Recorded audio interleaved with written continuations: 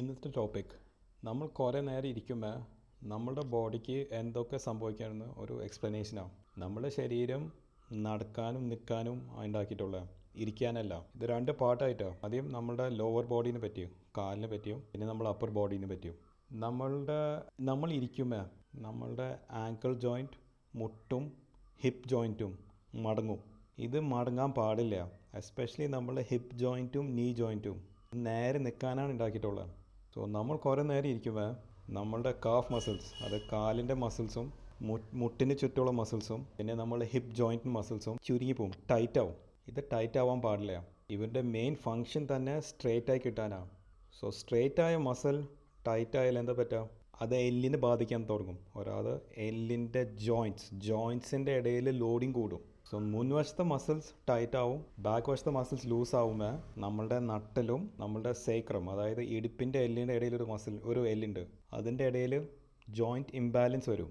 Joint imbalance വരുമ്പോൾ എന്താ പറ്റുക, അതിൻ്റെ അലൈൻമെൻറ്റ് തെറ്റും. നട്ടലിൻ്റെ ഇടയിൽ അലൈൻമെൻറ്റ് തെറ്റിയാൽ എന്താ പറ്റുക, ഡിസ്ക് തെറ്റും. ഡിസ്ക് തെറ്റിയാൽ അത് ഞരമ്പിൽ ബാധിക്കും. ഞരമ്പ് മാത്രമല്ല, ചുറ്റുമുള്ള മസിൽസും വീക്കാവാൻ തുടങ്ങും.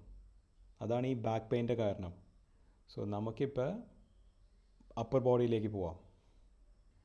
Same principle. കുറേ നേരം ഇരിക്കുമ്പോൾ നമ്മളുടെ രണ്ട് ഷോൾഡർ ഇങ്ങനെ മുമ്പിലേക്ക് പോകും. മുൻവശത്തെ മസിൽസ് ടൈറ്റ് ആവും, ബാക്കിലത്തെ അതായത് നമ്മുടെ നെഞ്ചിൻ്റെ ബാക്ക് മസിൽസ് ലൂസാവും.